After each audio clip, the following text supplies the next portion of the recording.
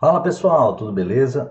Vamos voltar aqui para o nosso terceiro bloco e dar continuidade ao estudo das súmulas criminais Supremo Tribunal Federal e Superior Tribunal de Justiça. Avançando aqui na temática, vamos trabalhar mais uma súmula da lavra do STJ. E essa súmula aqui teve um impacto leve, porém importante de ser destacado pela lei anticrime, a Lei 13.964. O que eu quero destacar, mais do que esse impacto na lei ou da lei anticrime, da Lei 13.964, é que, mais uma vez, nós temos essencialmente uma súmula edificada pelo Superior Tribunal de Justiça que contraria o entendimento do Supremo Tribunal Federal. Ou seja, essa questão ela é maravilhosa para cair em provas de concurso público e o acontece bastante, tanto em provas objetivas, discursivas, dissertativas e orais. Porque numa prova objetiva a gente pode perguntar, de acordo com o entendimento do Supremo, vai ser um, de acordo com o entendimento do STJ, vai ser outro, de acordo com o entendimento dos tribunais superiores, e aqui, sempre que sobre esse tema tiver uma afirmativa conjugada do entendimento dos tribunais superiores, vai estar errada. Por quê? Porque STF e STJ divergem nesse ponto. Então, presta atenção aqui, vem comigo para a leitura. O tempo de duração da medida de segurança não deve ultrapassar o limite máximo da pena abstratamente cominada ao delito praticado. Bacana? Vamos recapitular questões básicas sobre medida de segurança. A medida de segurança, ela se volta e é firmada para o inimputável do artigo 26 caput ou para o semi-imputável, quando se entender pertinente. E ela se destina não a enfrentar a culpabilidade do agente. Afinal, a imputabilidade, melhor dizendo, é elemento estruturante da culpabilidade. Se eu tenho inimputabilidade, por óbvio, eu não tenho imputabilidade. Se é parte essencial da culpabilidade, ela não está presente. Então, o inimputável, ele não pratica uma conduta culpável. E, ora, se a gente parte do pressuposto no conceito de crime tripartite, de fato típico, ilícito e culpável, obviamente eu não tenho uma conduta criminosa. Certo, Pedro? Então, se eu não tenho uma conduta criminosa, ele deveria ser absolvido. E o é. Porque para a fixação de medida de segurança, parte-se do pressuposto que o juiz sentenciou uma sentença absolutória. Só que não é uma sentença absolutória qualquer. É uma sentença absolutória imprópria. Porque ela é absolutória já que reconhece a inexistência de um crime. Mas reconhece por ausência de culpabilidade, da inimputabilidade. Mas reconhece a periculosidade do agente. E a medida de segurança ela é orientada pela periculosidade do agente, não pela culpabilidade. Então, apesar da absolvição, a gente vai ter a determinação e a fixação de uma medida de segurança. É por isso que é uma absolvição, mas é uma absolvição imprópria. Por quê? Porque a medida de segurança é uma espécie de sanção penal. Beleza? Bacana. Só que essa medida de segurança ela pode ser de dois tipos. Ou um tratamento ambulatorial ou uma internação, uma medida mais limitadora. Vai depender da situação e a interpretação por parte do juiz da causa. É verdade que o artigo 97 dá a entender que as penas de detenção vão gerar um tratamento ambulatorial e a pena de reclusão necessariamente uma internação, mas não é essa a ideia. Vai depender da situação e o juiz tem liberdade para definir o que é mais recomendável para aquela situação concreta, ao menos de acordo com a leitura da doutrina majoritária e da jurisprudência mais moderna. Beleza? Beleza. Aí o que é que a gente tem mais a falar? A gente tem a falar que essas medidas de segurança, em regra, vão ter uma duração de 1 a 3 anos e depois desse prazo, e pode ser a qualquer tempo, na verdade, mas depois desse prazo, o agente vai ser submetido a uma avaliação para verificação da persistência da periculosidade daquele agente e de eventual necessidade de se manter aquela medida de segurança naquela forma ou alterar ou acabar com essa medida de segurança. Só que perceba, essas renovações, pela literalidade do Código Penal e da legislação penal vigente, não ostenta de forma clara uma limitação. O que fez com que alguns lá atrás sustentassem que a medida de segurança, uma vez pautada na periculosidade do agente, poderiam durar ad eternum, infinitamente. Essa compreensão foi agasalhada por algum dos tribunais superiores? Não. Não. E por que não? Porque você sabe tão bem quanto eu, e a gente aprende isso no primeiro ou segundo período de faculdade, na graduação, que uma das vedações encampadas pelo Constituinte lá em 1988 foi do quê? De penas perpétuas. E conforme eu disse, a medida de segurança é uma modalidade, é uma espécie de sanção penal. Então eu não posso afirmar que essa medida de segurança, que é a modalidade de sanção penal, tenha duração ad eternum, tenha duração perpétua, sob pena de violação do próprio texto constitucional. Então já afasta essa ideia, mas remanesce o problema. Qual é então a duração definitiva ou máxima de uma medida de segurança? O que é que o STJ disse? Olha, a duração da medida de segurança, a resposta é depende.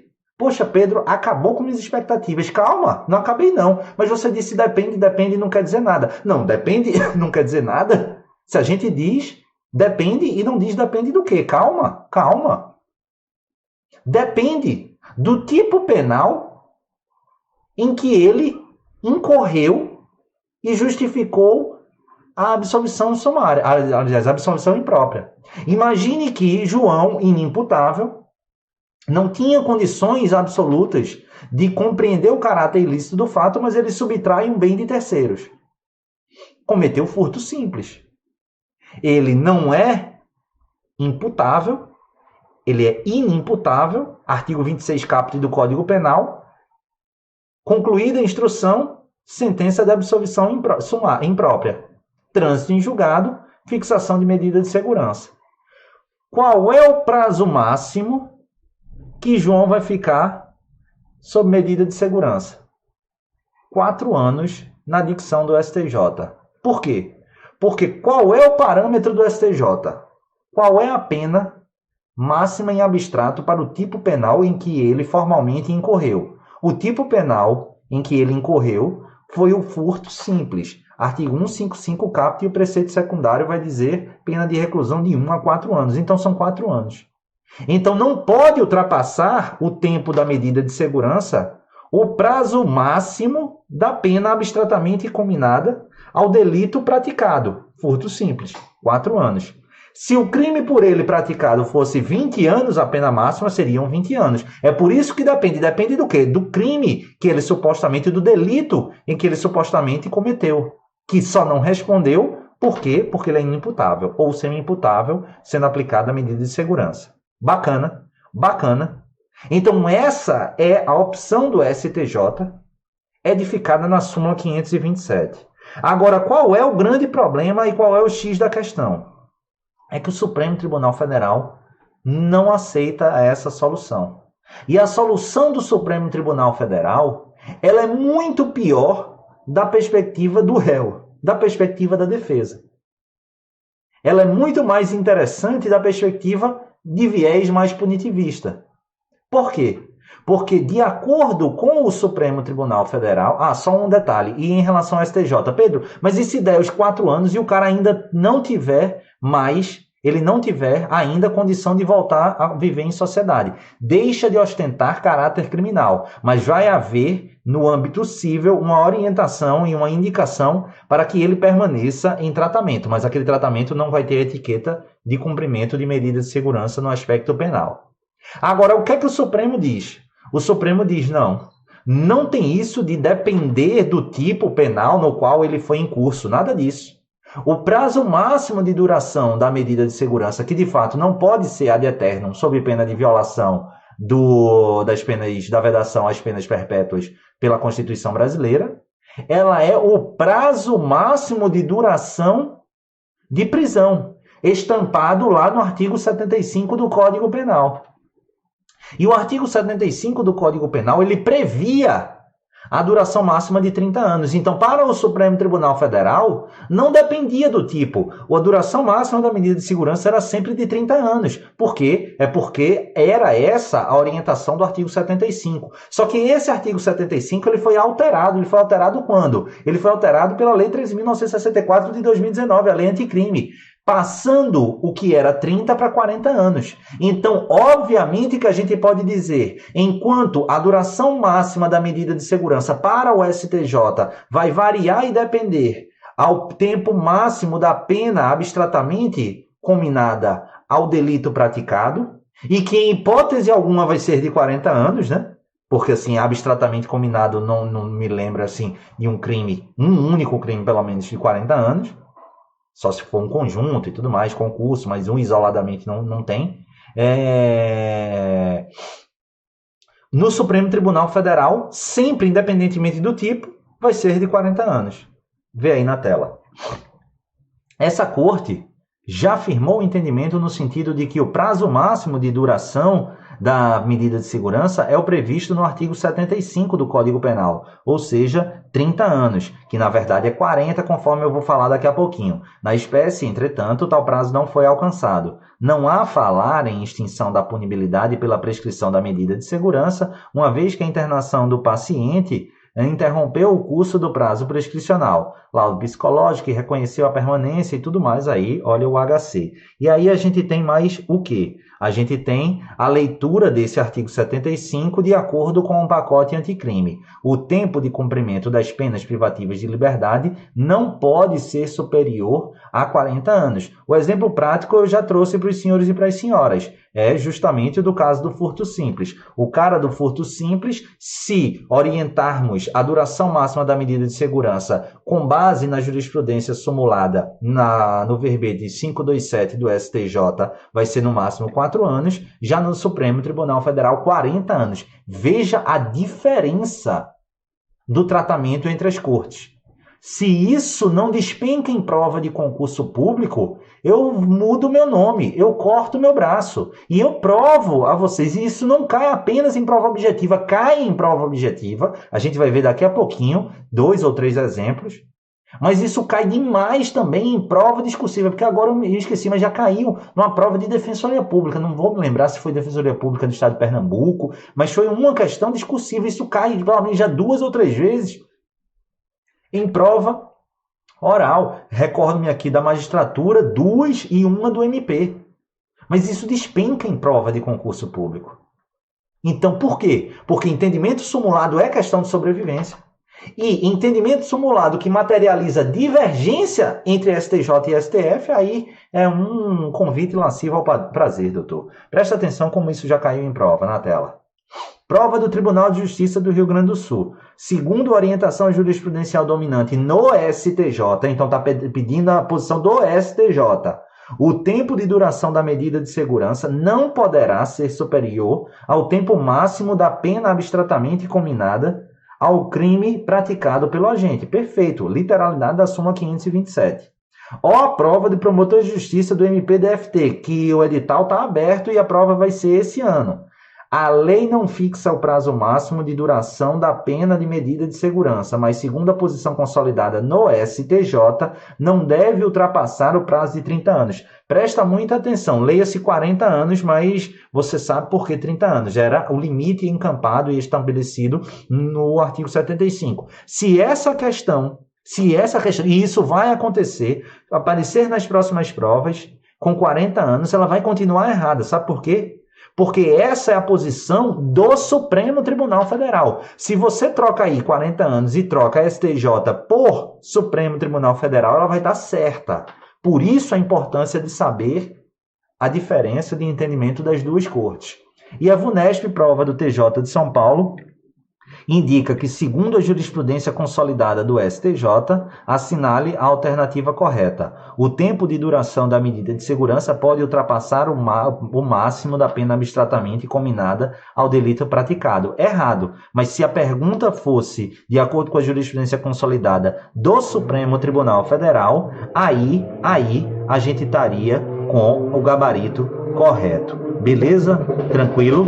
Show de bola, show de bola. Muito importante esse tema. Bacana, bacana. E vamos avançar. Vamos avançar nesse terceiro bloco. Por quê? Porque aqui, doutor, e aqui, doutora, a gente vai cair num tema, numa súmula, que aparece de novo em provas objetivas, mas que apareceu, pelo menos de uma maneira muito viva na minha cabeça, em 3 provas discursivas, aliás, em 3 questões subjetivas. E é um tema relativamente simples, mas que eu preciso que você confie e assimile o que eu vou te dizer e module na sua cabeça essa compreensão. Bacana? Porque você precisa compreender para saber o que o Supremo disse e depois memorizar o conteúdo da súmula. Porque o conteúdo literal da súmula não necessariamente afirma o que o Supremo quis dizer. Pedro, muito confuso. Claro, porque eu ainda não expliquei. Deixa o trabalho comigo e vai para a tela ler a súmula 714 da Suprema Corte, que diz: é concorrente a legitimidade do ofendido mediante queixa e do Ministério Público condicionada à representação do ofendido para a ação penal por crime contra a honra de servidor público em razão do exercício de suas funções. Doutor, tatua no braço o termo legitimidade concorrente. Tatuou, guardou no coração, então vamos entender. E para entender, a gente vai buscar o exemplo que eu dei em blocos passados, circunstanciando aquele evento meu. Ligaram, estou de plantão na Defensoria Pública da União. Doutor, desce aqui que o assistido está um pouco exaltado. Desço, fique calmo, você quer uma água, qual é o seu problema? Eu estou revoltado com o meu processo. Eu dou uma olhada, mas o processo é isso, está tudo certo aqui. Ele começa a me xingar. E aí eu fico muito, peço a calma e tudo mais, tal, mas aquilo ali atinge a minha honra. Eu resolvo fazer o quê? Ajuizar uma ação penal. Perceba, ali aplicando aquela súmula, acho que é 147, né, do STJ, considerando que eu sou um servidor público federal e tem nexo funcional, o crime será, ou a ação penal privada será a queixa-crime manejada onde? Na Justiça Federal. Mas qual vai ser a ação penal? Como eu disse, a ação penal privada.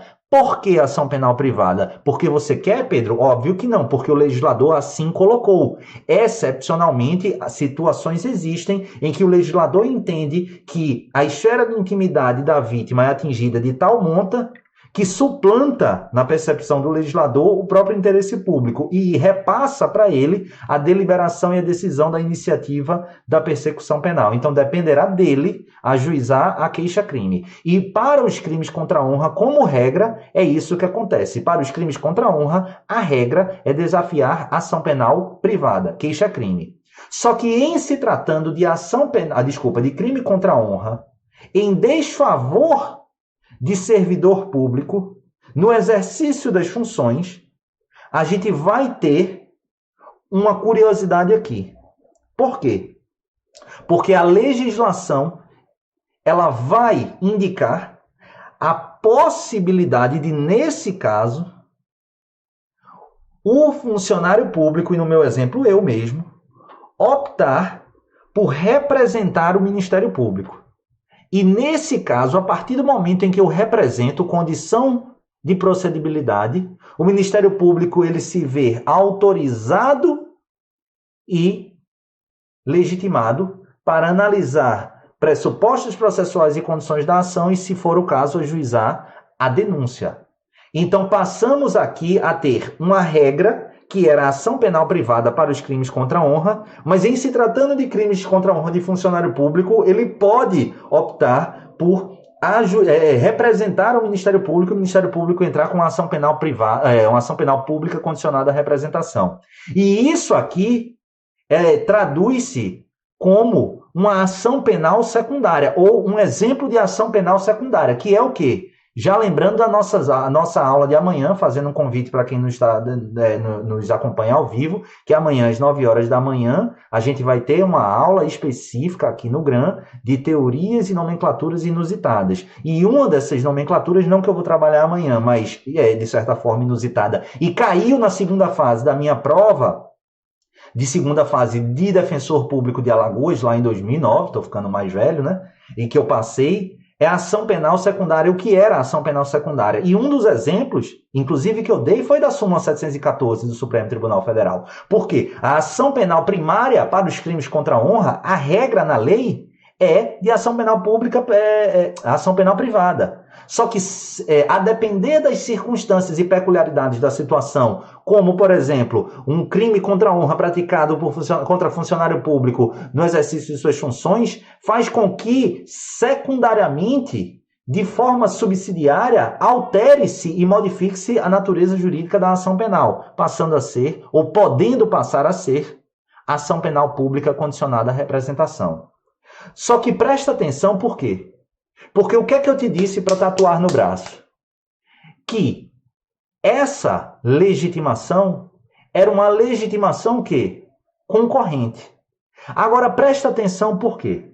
Porque quando eu digo que é legitimação concorrente, eu estou dizendo que eu posso ajuizar a queixa-crime ou eu posso fazer o quê? Representar ao Ministério Público. Agora, imagine só a seguinte situação. Eu, ao invés de ajuizar a queixa-crime contra o assistido, vou ao Ministério Público e represento. Aí o Ministério Público, a gente teve uma condição objetiva, aliás, uma condição de procedibilidade atendida, a representação da vítima.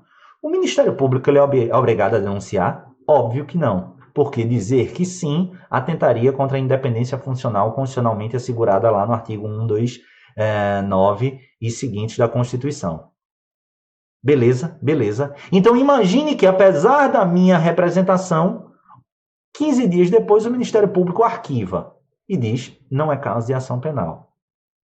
Eu posso, nessa circunstância, ajuizar a queixa-crime, já que eu ainda estou dentro do prazo decadencial. Poxa, vê comigo. Se eu digo que a legitimação é concorrente, o fato do Ministério Público não ter ajuizado a ação penal permitiria que eu ajuizasse a queixa-crime, certo? Se cair na sua prova objetiva que a ação penal ou a legitimação para a ação penal nos casos de crime contra a honra de funcionário público é concorrente, você vai dizer que isso está certo. Por que você vai dizer que isso está certo? Porque é a literalidade da súmula 714 do Supremo Tribunal Federal. Entretanto, a doutrina vem apontando que é tecnicamente errado dizer que estamos diante de uma legitimação concorrente. Mas sim, deveríamos afirmar que aqui é uma legitimação alternativa. E por quê? Porque diante do fato de um crime contra a honra contra funcionário público no exercício de suas funções, surge para você, funcionário público, uma opção, uma alternativa. Ou você ajuiza a queixa-crime, ou você representa. Agora, se você fizer você está abrindo mão do outro. Se eu ajuizar a queixa-crime e perder, eu não posso representar, ainda que estivesse dentro do prazo decadencial. E a mesma coisa, se eu representar e o Ministério Público arquivar, eu não posso o quê? Entrar com a queixa-crime. Por isso que é mais interessante e me parece correto dizer que estamos diante de uma pena, de uma ação penal, de uma legitimação alternativa. Mas repito, e esse conteúdo não é para te confundir, é porque em provas discursivas você precisa colocar essa crítica doutrinária. E já caiu também, inclusive, essa observação em provas objetivas, mas é mais raro. Em provas objetivas, não esquece, você vai dizer que essa é uma legitimidade concorrente. Bacana, porque é a literalidade da súmula. Vamos olhar um precedente antigo do Supremo, que ilustra justamente essa opção e essa alternativa. Se você escolher um, deixa de poder escolher o outro na tela. Ação penal, crime contra a honra do servidor público propter officium. Legitimação concorrente do MP, mediante representação do ofendido ou deste, mediante queixa. Se, no entanto, opta o ofendido pela representação do MP, fica-lhe preclusa a ação penal privada, electa una via. A ação penal privada subsidiária descabimento se oferecida a representação pelo ofendido, o MP não se mantém inerte, mas requer diligências que reputa necessárias, ou se faz o arquivamento, Processo competência originária do STF e recusabilidade do pedido de arquivamento formulado pelo PGR, se fundado na falta de elementos informativos para a denúncia. Beleza, pessoal? Tranquilo? Bacana? Esse tema é muito interessante. E aí vamos avançar. Vamos avançar agora para apreciar outra súmula do STJ, a súmula 455, lá da referida corte. Anota aí e presta atenção. A decisão que determinar a produção antecipada de provas com base no artigo 366 do CPP deve ser concretamente fundamentada, não a justificando unicamente o mero decurso do tempo. O que é que o artigo 366 ele diz? Olha aí na tela. Se o acusado citado por edital não comparecer nem constituir advogado, ficarão suspensos o processo e o curso prescricional, podendo o juiz determinar a produção antecipada das provas consideradas urgentes e, se for o caso, decretar prisão preventiva nos termos do artigo 312. Teria muita coisa para falar aqui sobre esse 366, mas já que o recorte é essencialmente focado na súmula 455, vamos focar aqui porque é bem interessante e importante. A gente vai ter a inteligência dessa súmula, mas vai ter, mais importante ainda, uma distinção, uma exceção relativa a ela. Mas o que acontece? Artigo 366 ele vai dizer o seguinte, imagine só, a regra no processo penal é a citação pessoal. Não tendo a possibilidade de citação pessoal, porque não se encontra efetivamente o réu, a gente vai citar o réu por edital. Só que se esse réu citado por edital não tiver constituído advogado, considerando que absolutamente ninguém pode responder a um processo criminal sem efetivamente poder exercer a sua autodefesa e sem poder ter concreta e objetivamente ciência da imputação que lhe é feita, o processo não pode progredir. E aí o que é que vai acontecer? O processo ficará suspenso. Mas além do processo ficar suspenso, também quem suspende é o lapso prescricional. Essa é a determinação do artigo 366. Só que, Pedro, o processo fica suspenso e, em regra, a instrução não pode ser feita. Mas seria possível, ainda que excepcionalmente, produzir antecipadamente determinadas provas? Sim. Quem diz isso é o próprio artigo 366. O melhor exemplo que eu gosto de trazer é o do artigo 225. É o depoimento ad perpetuam rei in memoriam. Que diabo é isso, Pedro? Depoimento ad perpetuam rei in memoriam. Calma. Não é um nome estranho, não. Quer dizer, é um nome estranho, mas basicamente é aquela situação em que a gente tem uma testemunha que é chave para o esclarecimento e a elucidação dos fatos, mas que ela já está com a saúde comprometida, seja pela alta idade ou por questões clínicas, médicas, e há um risco de, se o processo só voltar daqui a 5, 10 anos, a gente ter o quê? A gente ter, fundamentalmente, essa vítima, aliás, essa testemunha já não mais entre nós aqui, já vai ter morrido. E aí passa a ser prudente, nessa perspectiva, possível, desde que de forma fundamentada nessa perspectiva, o quê?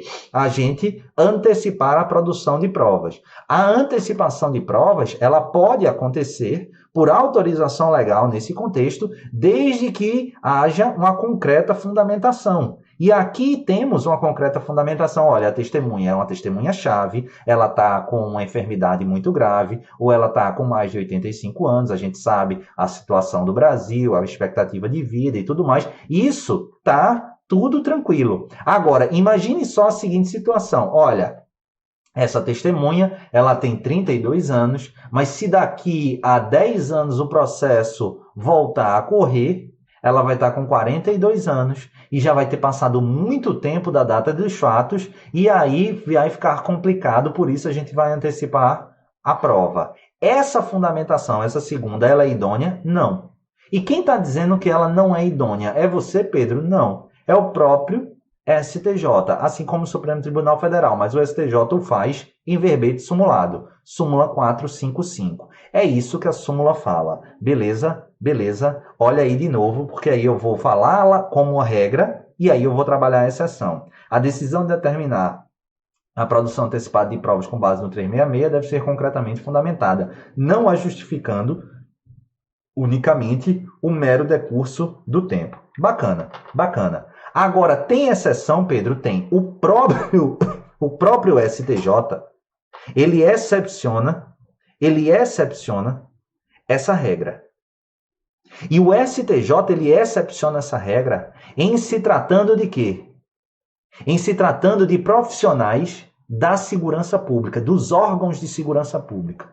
Então, em se tratando de policiais militares, de policiais rodoviários federais, de policiais federais, de policiais civis, agentes de segurança pública como modo geral, considerando que o tempo decorrido do fato sobre o qual ele vai testemunhar tem um impacto na sua memória ainda mais significativo e um efeito deletério muito evidenciado, afinal, são tantas e diárias ocorrências, por vezes muito parecidas, é diferente da minha pessoa. Se eu presencio um crime, um roubo, alguma coisa a banco, aquilo ali tende a ficar marcado para mim, porque não é todo dia que eu estou atuando com crime ou presenciando um crime de roubo a banco.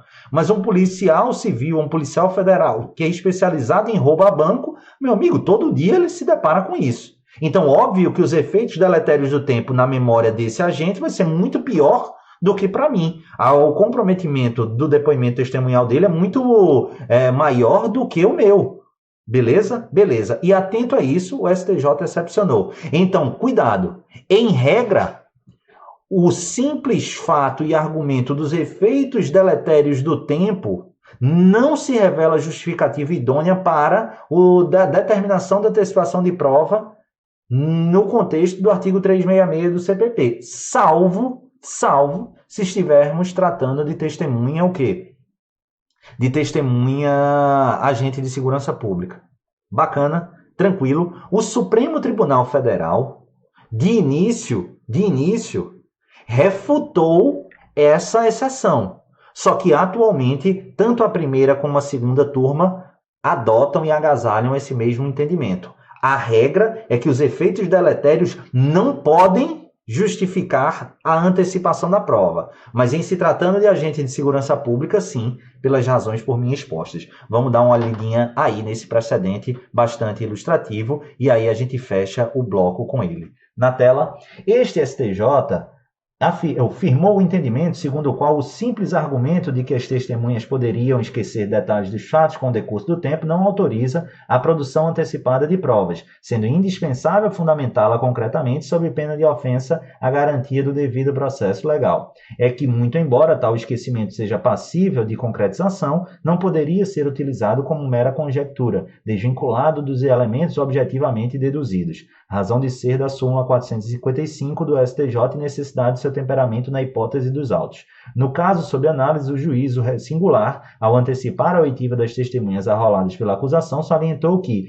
por ser a testemunha policial, sua oitiva deve realizar-se com urgência, pois, ao atuar constante no combate à criminalidade, expõe o agente de segurança pública a inúmeras situações conflituosas com o ordenamento jurídico, sendo certo que as peculiaridades de cada um acabam se perdendo em sua memória, seja pela frequência com que ocorrem ou pela própria similitude dos fatos, sem que isso configure violação à garantia da ampla defesa do acusado. Beleza, pessoal? Tranquilo? Bacana demais. Fim do terceiro bloco, esse até se estendeu um pouquinho mais. Vamos só fazer um intervalo para eu beber uma aguinha, mas dura 1 minuto e 30 no máximo. Eu volto já para a gente tratar dos temas faltantes ainda relativos a esse último bloco. Bacana? Um beijo no coração e até daqui a 1 minuto e meio.